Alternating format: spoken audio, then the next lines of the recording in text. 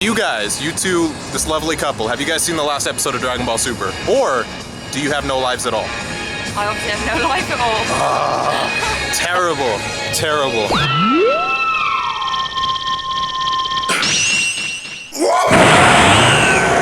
Was that a little too much? Nah, it wasn't too much. What's up, everybody? Today I'm going to be reviewing episode 41 of Dragon Ball Super. My hair is getting too ridiculous. I'm actually starting to look like my Xenoverse character. Hold on. Tell me how close to my Xenoverse character do I look right now? Sorry, you want the review, so we'll do that instead. Anyways, the episode picks up right where we left off. Champa was threatening everybody, and he was like, oh my goodness, I'm gonna hit you all. I'm gonna kill you. I'm gonna I don't know what's wrong with me. He was about to destroy everyone, but then Zeno shows up. The king of everything shows up. He's this little thing that looks very powerful. You know Toriyama, he does this kind of thing where he has like these very not intimidating characters, and then they turn out to be the biggest threats. You just look at, you know, Frieza, very small, doesn't look like a huge threat, but you saw what he could do. Kid Buu is the scariest version of Buu, and he's the smallest version of Buu. Vegeta, when he's with Nappa, you know, your first initial reaction is like, oh, this huge buff monstrosity in Nappa is probably the strong one, but nope, Vegeta's much stronger. So he does this. Anyways, long story short, so sticking to that morale, King of the Universe is a small bobblehead. Beerus and Champa are both very respectful and fearful of him, because apparently this guy can destroy all 12 universes in the blink of an eye. So, you guys thought Goku and Beerus and Whis were all extremely powerful. They're nothing compared to this guy, alright? And I don't know if it's sheer power, because we don't know. Maybe he's not combat strength, maybe it's not even like sheer destructive force. Maybe this guy, this King of the Universe, might just have the ability to destroy all 12 universes if he wanted to. But then what would there be? Would it just be nothing?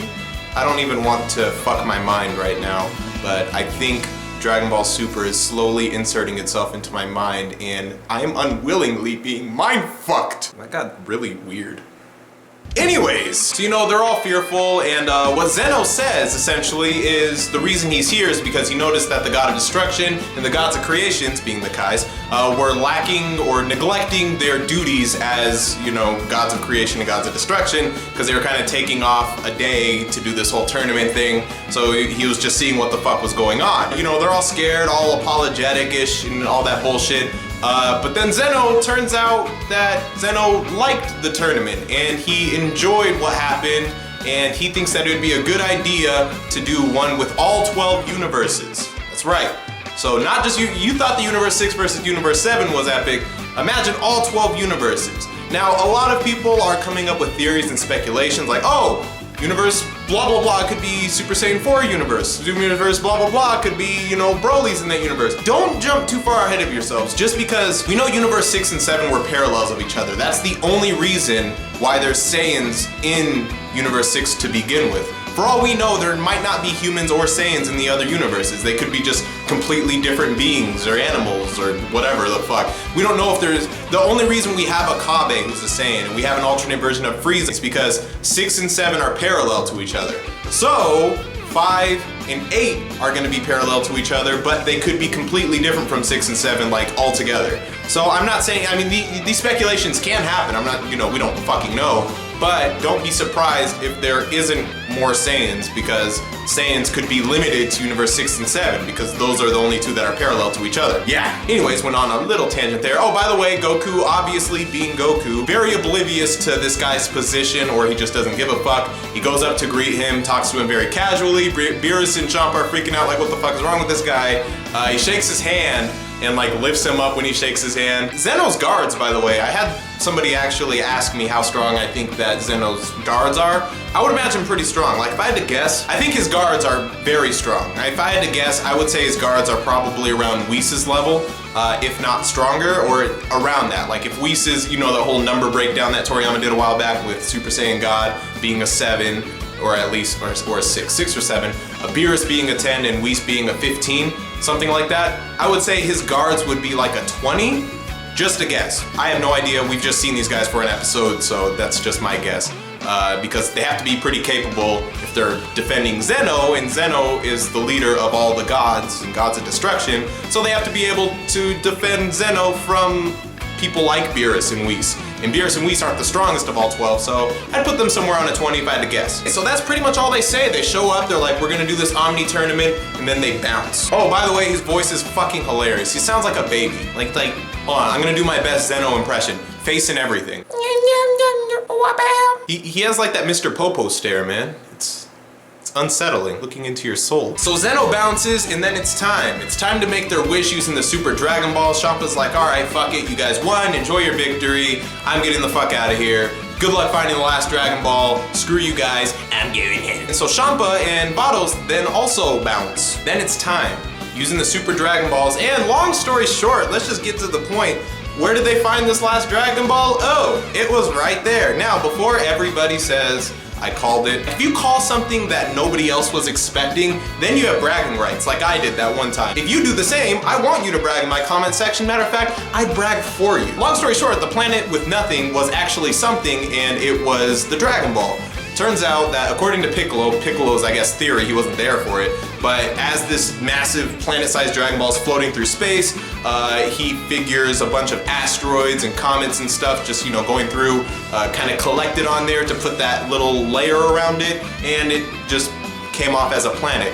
It's hugely coincidental that Champa went to that planet. I mean, it's just funny, because how big between both universes, and like this one random planet that he selects happens to be the last Dragon Ball. Like, it's just so, you better get lottery tickets too, because that shit is like, I don't know, just logically speaking, but it's Dragon Ball, humorous, it's not supposed to be overanalyzed. It was funny shit. Final Dragon Ball is the planet with nothing. Whis raises his staff, it looks pretty cool, all these vortexes open up and this crust on this Dragon Ball. Of course, I think it was the 4-star Dragon Ball. All erodes and breaks off, and you have all 7 Dragon Balls. They call forth the dragon in this god language. It's just like the Namekian Dragon Balls, how the Namekian Dragon Balls, you have to speak Namekian. This dragon is like the fucking epitome of all dragons, and needs to be called forth using a god language. So, Whis calls him forward with the god language. Bulma has to tell him what to say. Basically, she says what it is in her language, and then Whis translates that into the god language, and then they call forth the Winged Dragon of Ra. That's right. Just kidding. It looks a little bit different than Winged Dragon of Ra. I know I originally said it looked like that because I only saw its face, but long story short, this dragon is massive. Like, I'm talking Shenron, you thought Shenron was big, but this thing is fucking gargantuan. Like, Shenron is a speck to this thing. All right. First of all, the way that this scene was put together was flat out amazing. It was beautiful the way that this dragon came up. You could see both universes, and you could see this huge light shining between the two, because they're like right in between the two universes at this time. It just looks fucking majestic. Like, I was slowly spoiling my pants because I was so happy about this part of the episode. No, you're gross. Okay, I'm gross. It looks phenomenal. The scene, I mean, the cinematic is beautiful. The music is beautiful. It's just flat out one of the most beautiful scenes in Dragon Ball history. Like, just where it's just visually pleasing to watch. Like, you have space, you have this dragon just floating through all the fucking galaxies and stars and shit. The dragon is like, if my face is the dragon, this is like a galaxy to me. Like, this thing is massive. So Shenron, you wouldn't, is nothing compared to this. Shenron would be a germ on this thing's body. Anyways, it's beautiful, it shows up, it also speaks the god dialect, so your wish also has to be made in this god language that we're just now being exposed to. Bulma this whole time is like freaking out to Beerus, like, oh, Beerus, please don't wish for, you know, scary things, promise you won't, blah, blah, blah. And then she even threatens him at one point. She's like, oh, I'll tell the Omni King. But then it's like, why would you, like, you couldn't tell, where would you find him, Bulma? Why are you lying? Why the fuck you lying? Why you always lying? Oh my god. Anyways, Beerus makes his wish. He tells Whis what to say, Whis says it, and then bam, makes his wish. What is the wish?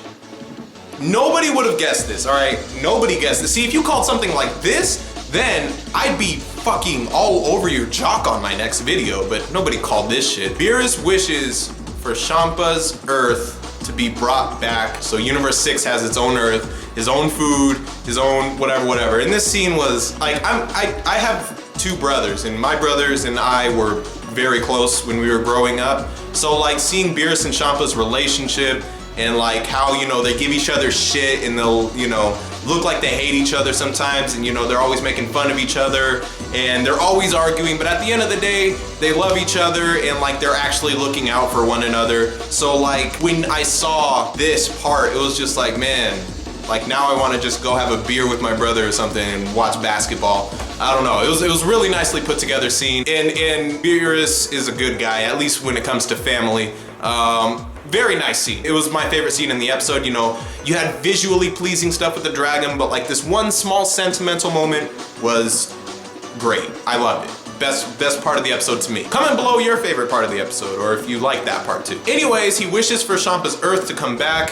Vados, while he's with Champa, because you know they're on their way back to their universe to do their own thing. She gets this little notification. It's almost like a Twitter notification on her staff. She looks at it and she tells Champa pretty much that this is Earth, and Champa's like, what the fuck? Like, I don't want to see that shit. I just lost. I don't have an Earth. And then she's like, no, this is Universe 6's Earth. And then he's like, Beerus, you cheeky cunt. I fucking love that scene, I'm sorry. That's what the wish is made on. Beerus tries to put on a facade. He doesn't tell Goku and Bulma and all of them what he made the wish on, because he doesn't want them to like judge him and think that he's a good guy or like, you know, has a good heart or something. So he puts on this act and pretends that, you know, it's nothing big. All right, so Goku wants to spar with Monaka finally. Beerus says no. Monaka has to go back to his job. And it turns out Monaka's like a delivery man or some bullshit. But Beerus gives Monaka this huge truck full of gold. By the way, remember, Goku still doesn't know that Monaka is like a scrub. Like, he doesn't know Monaka is an amateur yet. Beerus essentially, well, Goku leaves and Beerus tells Monaka, you know, thank you for helping out in the tournament. I plan on using you more for Goku's motivation. So pretty much Goku always has like this Monaka figure that he's trying to pursue to get stronger than, even though he's already stronger than, at least it seems. And the reason why I say at least it seems is the episode essentially, you know, it pretty much ends. It was a nicely put together episode. There wasn't really any action, but you know, there was a lot of universe building, literally a lot more, because we have a hint as to what's coming in the future. Next episode preview, the reason why I said we don't know for sure if Goku's stronger, I mean, Goku's stronger, he's stronger. Don't listen to me. Goku's fighting Monaka in the next episode, and Monaka's actually wearing Hercule's outfit, Mr. Satan's outfit. The cape, I don't know. Monaka's gonna be a comedic character, I believe. He's gonna be similar to like Jacko and similar to Hercule. He's gonna be like one of those characters, especially if you're hanging out with Hercule. I think there's gonna be a time skip. Goku's back in his old gi with, you know, the blue undershirt and the, you know, I love the Resurrection F outfit though. Like, I love Whis' gi.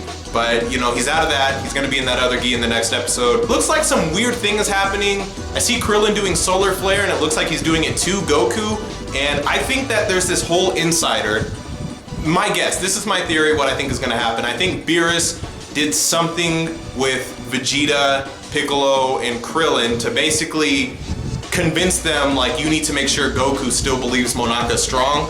I don't think Monaka's actually gonna be stronger than Goku, but somebody's going to either buff Monaka, or there's gonna be like a fake Monaka of some sort that can keep up with Goku. I could be way the fuck off, but I don't know. That was it, honestly, for this episode. So, once again, if you enjoyed this C review, they're not just reviews, they're C reviews, all right? A little bit different from other reviews that you've clicked in the past. Fuck it.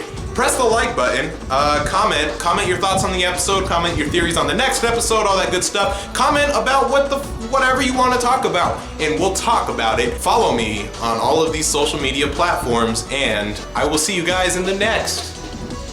That's Expert Games' outro, so I can't use that. I'll stick with my basic one where I don't have to say anything special, I just like make a noise. Wuaaahhhh! Da da da da da. It's the motherfucking Deion. Da da da da da. If you don't subscribe, I'll put you doing it. Deion.